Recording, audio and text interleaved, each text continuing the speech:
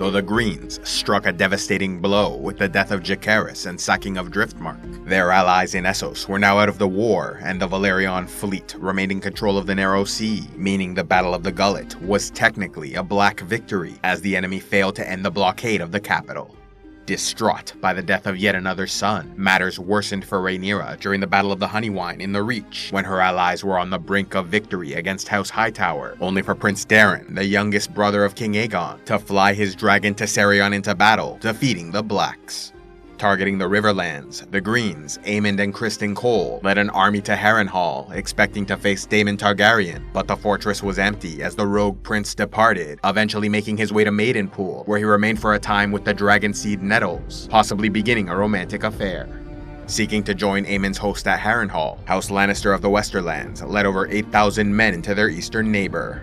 Yet the lords of the Riverlands knew their territory well and were committed to victory, repeatedly throwing themselves and their warriors at the Lannister army, whittling down enemy forces. Despite House Lannister winning the battle at the Red Fork and battle at Acorn Hall, they lost 2 commanders and many men along the way, with the Riverlords continually regrouping and renewing their attacks. The last stand defense against the Lannister advance then followed at the Battle by the Lakeshore, where the Riverlords were joined by Lord Roderick Dustin and the Winter Wolves, 2,000 hard-fighting northern warriors, unwilling to wait for the larger northern host to gather, and marched south seeking a glorious death, in keeping with the tradition of older men voluntarily leaving their homes to die in the wilderness, thereby ensuring more food for their family during harsh winter months. Thus, the Winter Wolves were entirely prepared to die, making them possibly the most fearsome, devastating fighters in the entire war. Engaging in what was alternatively called the Fishfeed, the Lannister army was entirely destroyed, while the Blacks lost 2,000 men, including 2/3 of the Winter Wolves who fought with unparalleled ferocity. The defeat of the Greens in the Riverlands then went on to have reverberating effects across the continent, leading to many more victories for the Blacks, like in the Westerlands, where the destruction of their armies meant the wealthy realm was largely undefended. This in turn caused the Red Kraken of House Greyjoy to declare for the Blacks so he could plunder the Westerlands and Reach, capturing Case and Fair Isle as well as sacking Lannisport. Meanwhile, Rhaenyra was still heartbroken by the death of her sons, and could hold back her wrath no longer.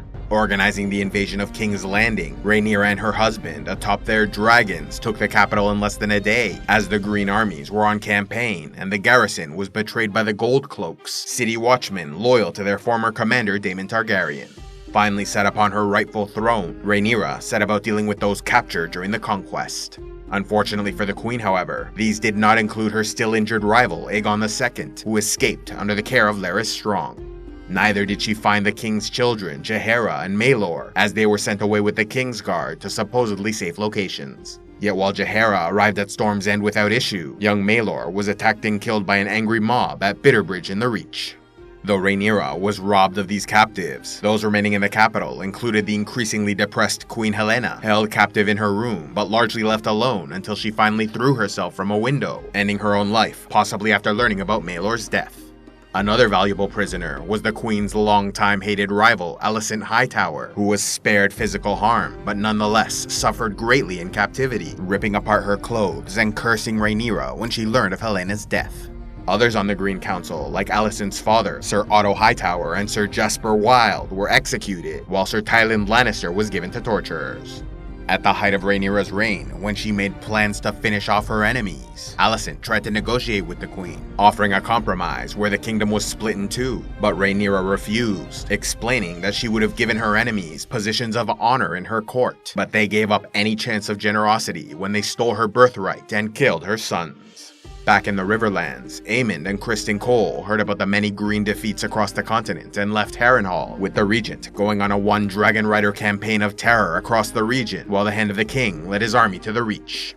Yet the warriors of these lands were now hardened veterans with burgeoning reputations, who alongside their ferocious northern allies were unwilling to let the hated Kingmaker retreat without issue, whittling down his forces through hit-and-run attacks, until their final victory in the Butcher's Ball, utterly slaughtering the Greens and killing Criston Cole. Having won a great victory in the Reach, Ormond Hightower marched his Green army west, hoping to take back King's Landing. Along the way, they continued to accumulate victories against House Merryweather in the Siege of Longtable, and House Caswell in the burning of Bitterbridge, where Daeron and Tessarion sought vengeance for the death of his nephew Maelor. with their enemies reinforced by men from the Riverlands. The next battle was fought at Tumbleton, where Rhaenyra's forces might have won a great victory if not for the traitorous dragon seeds Hugh Hammer and Ulf the White, who betrayed the Blacks and secured victory for the Greens. Yet this battle was not a total loss for the Blacks, as the Winter Wolves of the North fought with such ferocity they carved their way through enemy ranks to kill the commanders Ormond and Brynden Hightower. This victory also had other negative consequences for the Greens, as Hugh Hammer and Ulf the White proved to be honorless vagrants without loyalty to anyone but themselves. Back in King's Landing, the increasingly paranoid Queen was appalled by the betrayal of the 2 dragon seeds and feared the others might turn as well, ordering the arrest of Adam Valerion and Nettles. Warned by his grandfather, Adam escaped King's Landing on his dragon Sea Smoke, leading to the arrest of Corlys Valerion, which in turn caused his fleet to abandon the Queen. Nettles, meanwhile, was under the protection of her possible lover, Daemon Targaryen, who refused to comply with Rhaenyra's order, instead sending Nettles flying away to safety, while he dropped all other priorities and spread the word he was waiting for Aemon Targaryen in Harrenhal. The brother of the king then arrived on Vhagar and engaged Daemon upon Caraxes in the Battle above the God's Eye, ending with both dragons locked together as they crashed into the ground. Just before impact, Daemon ensured his enemy's death by jumping from his seat to launch through the air, stabbing Aemon through his one eye with the Valyrian steel sword Dark Sister. Eventually, the remains of the dragons Caraxes and Vhagar were found, along with the corpse of Aemon Targaryen. Daemon's remains, however, were never located, causing some to claim he survived and spent the rest of his days with his beloved Nettles. Finding herself in an increasingly difficult situation, Rhaenyra unknowingly suffered yet another blow when Larry Strong smuggled the recuperating Aegon II onto Dragonstone, where he reunited with his dragon Sunfire. Gathering all those willing to betray Rhaenyra, they launched a coup and took Dragonstone for the Greens. Princess Baela, the daughter of Daemon, rode Moondancer against the enemy, but her dragon was killed by Sunfire and she was captured. Aegon II survived the fighting, but once again suffered a terrible injury by breaking his legs. With the Queen's fortunes crumbling all around her, rioters were creating chaos in the capital, allowing petty usurpers to rise and find followers, like when the knight Sir Perkin the Flea declared Tristan Truefire as King of Westeros, claiming his legitimacy as the bastard son of old King Viserys I and bestowing knighthood on any willing to join them. At the same time, a mad prophet called the Shepherd rallied a great mob to storm the dragon pit, hoping to slaughter the remaining dragons of House Targaryen, naming them demons, bringing forth the doom of men.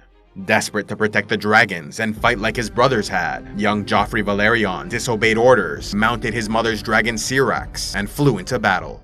Unfortunately for the prince, Syrax was unaccustomed to his weight and tossed him off mid-flight, sending him falling to his death below.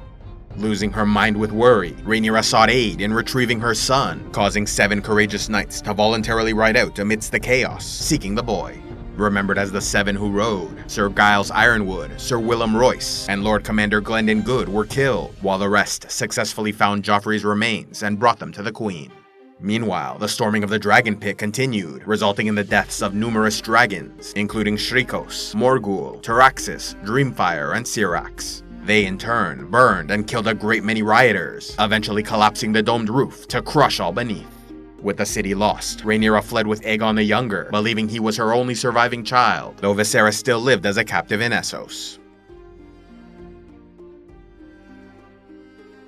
A special thanks to all those who contribute to CivilizationEx, like Faith the Wandering Huntress, Renee the Demigod, Elendil of Numenor, and Feanor Nathan. If you'd like to help the channel, be sure to give a like, leave a comment, subscribe, and click on the links below, or else go to patreon.com/CivilizationEx, where you can gain early access to videos, vote on future content, and watch the Patreon-only series, Heroes of Lore and Legend.